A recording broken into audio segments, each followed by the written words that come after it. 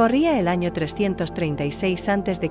cuando nació Publio Cornelio Escipión, descendiente de una de las más distinguidas familias patricias de Roma, los Cornelios Escipiones.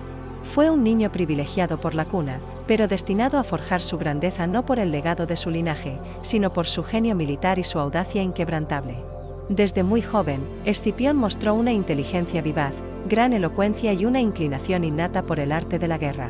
No era un soldado más, sino un estratega en ciernes. Su primer contacto con la guerra se dio siendo apenas un adolescente, cuando acompañó a su padre, el cónsul Publio Cornelio Escipión, en la campaña contra Aníbal Barca durante la Segunda Guerra Púnica, que estalló en el año 218 a.C. La guerra entre Roma y Cartago había entrado en una nueva y temible etapa. Aníbal, el general cartaginés, había cruzado los Alpes con su ejército y con elefantes, en una de las hazañas más audaces de la historia militar. Tras derrotar a los romanos en Trebia, Trasimeno y Cannas, el pánico se apoderó del Senado romano. Fue precisamente en la desastrosa batalla de Cannas, en el año 216 a.C., donde el joven Escipión, con apenas 17 años, salvó la vida de muchos senadores y comandantes, organizando una retirada táctica que evitó una aniquilación aún mayor. Ese acto de valentía y liderazgo precoz marcó el inicio de su leyenda. Tras años de resistencia romana, en el año 211 a.C., su padre y su tío, ambos comandantes en Hispania, murieron en combate. Roma quedó con una posición débil en la península ibérica, un territorio crucial para el abastecimiento de Cartago. Fue entonces cuando el joven Escipión, con apenas 25 años, se ofreció voluntario para comandar las fuerzas romanas en Hispania. Su propuesta fue aceptada no sin reservas, pues no tenía experiencia formal como general. Sin embargo, su ambición y confianza eran tan desbordantes como su capacidad táctica. Al llegar a Hispania, Escipión no se lanzó de inmediato a una guerra frontal. Primero estudió al enemigo, analizó las rutas de suministros, las alianzas locales y el comportamiento de las distintas tribus íberas. Comprendió que Cartago no era invencible, sino vulnerable si se atacaban sus puntos logísticos. Así, en el año 209 a.C., ejecutó su primer gran golpe maestro, el asalto y toma de Cartago Nova, el centro administrativo y militar más importante de los cartagineses en Hispania. Utilizando una combinación de audacia, engaño y un conocimiento preciso de las mareas, Escipión dividió sus fuerzas para atacar por tierra y mar. Mientras las tropas cartaginesas defendían las murallas orientadas al sur, Escipión lanzó un ataque sorpresa por el norte, cruzando una laguna poco profunda con sus soldados durante la marea baja. La ciudad cayó en un solo día, y con ella, Escipión ganó no solo un bastión estratégico, sino también inmenso prestigio.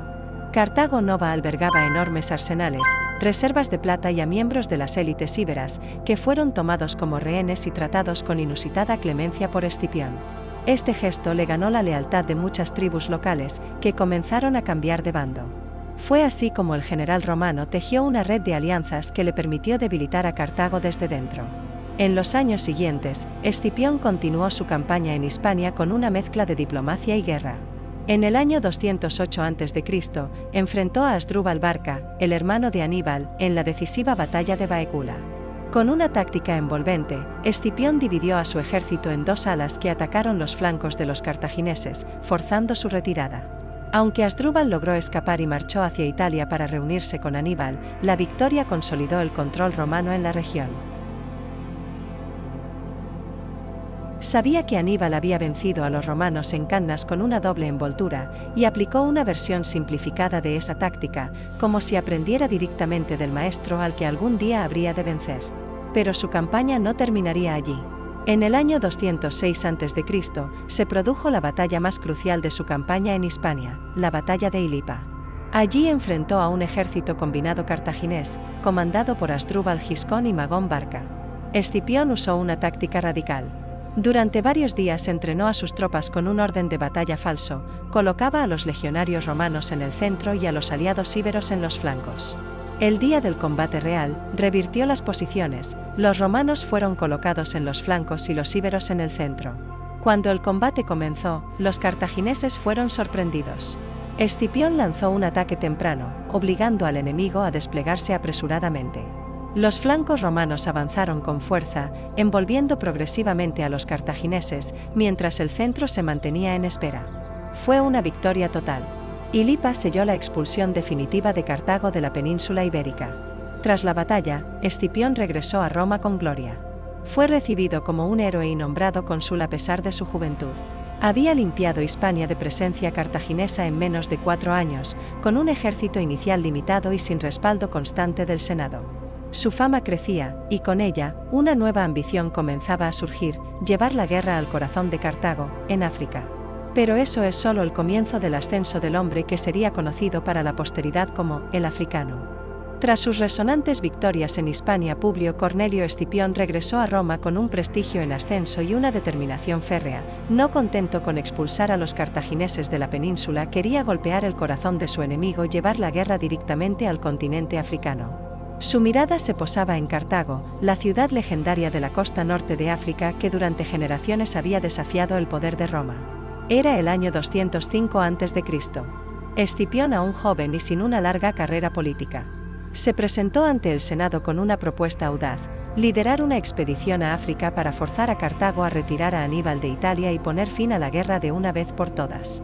El Senado, dividido y aún temeroso de las consecuencias de otra aventura temeraria tras las derrotas ante Aníbal, mostró reticencias. Algunos lo consideraban imprudente, otros simplemente demasiado ambicioso. Pero su prestigio militar y el apoyo popular fueron decisivos. Finalmente, se le concedió el mando de las legiones en Sicilia, con permiso tácito para invadir África cuando estuviera listo. Escipión comenzó entonces una intensa preparación en Sicilia. Entrenó a sus tropas, muchas de ellas veteranas de campañas anteriores, otras inexpertas, pero moldeadas bajo su mando.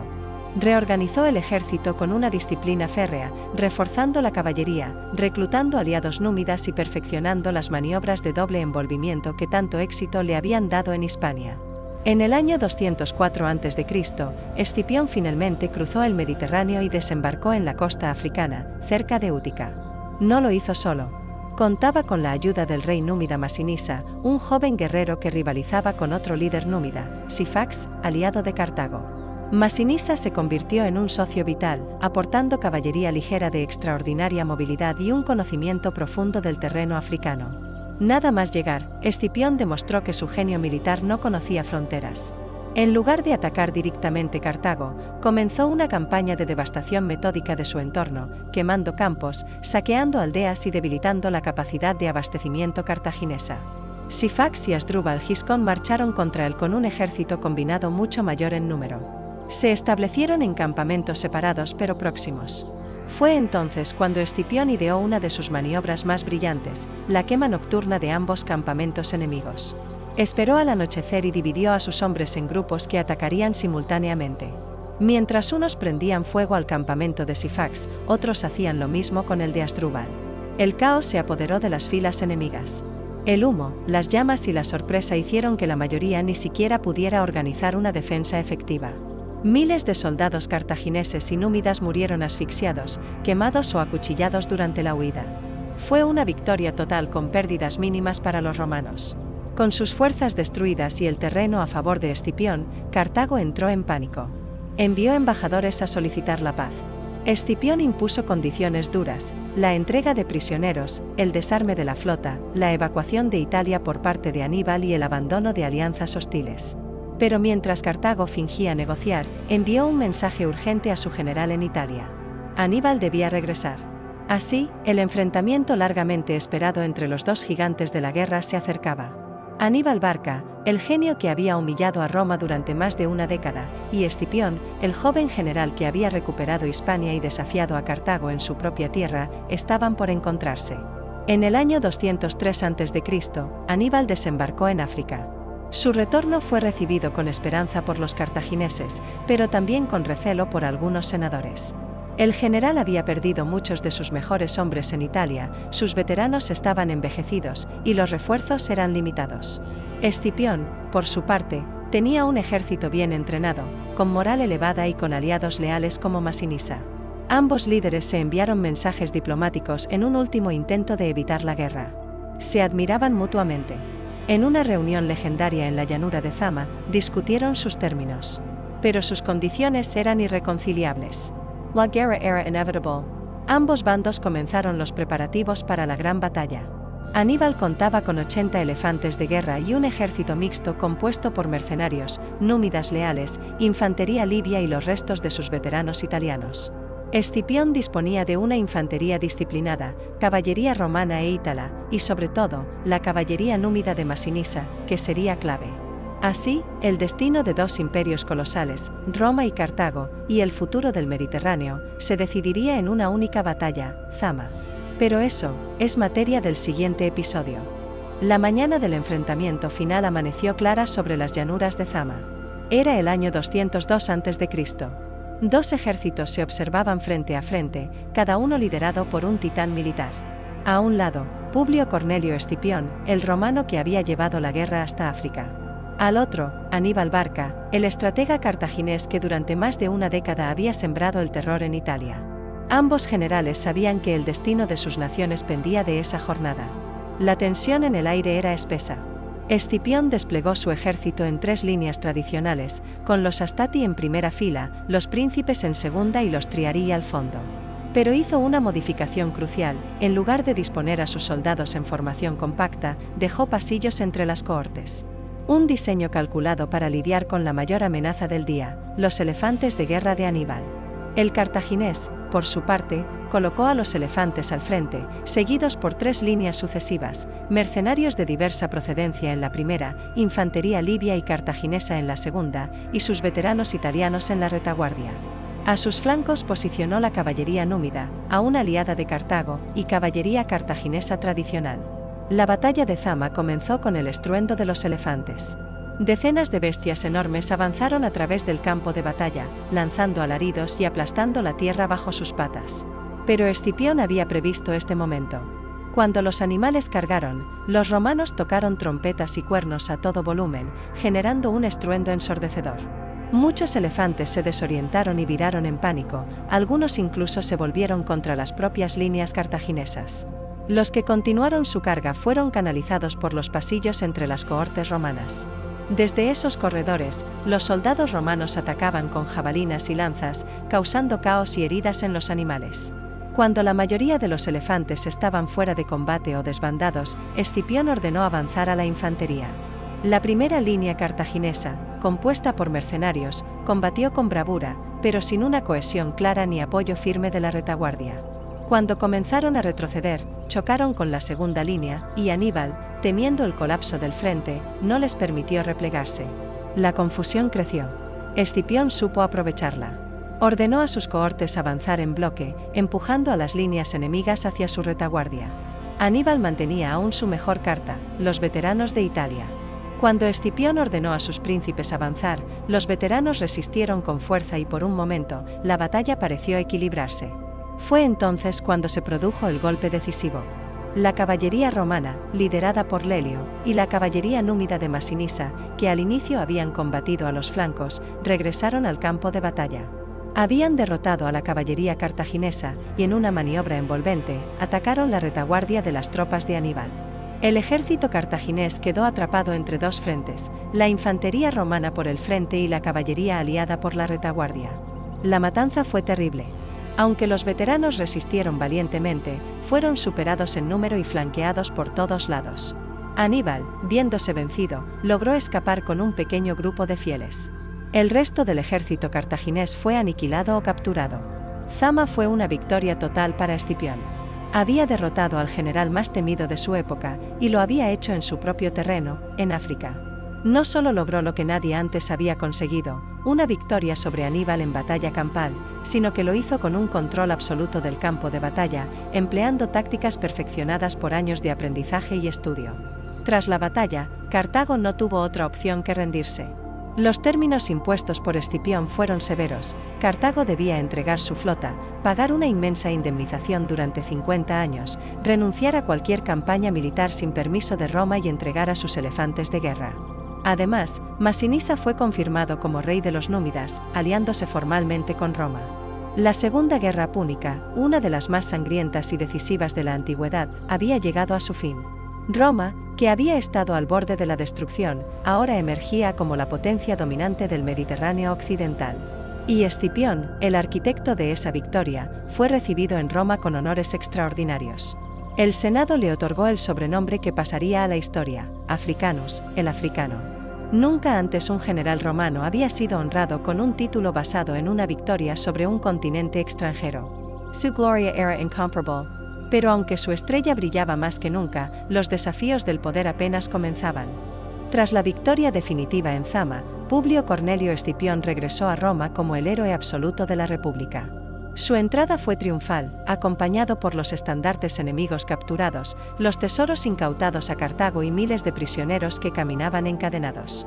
El pueblo romano lo recibió con vítores y ofrendas, y el Senado, en reconocimiento a sus hazañas sin precedentes, le otorgó un título jamás concedido a un general romano, Africanus, el africano.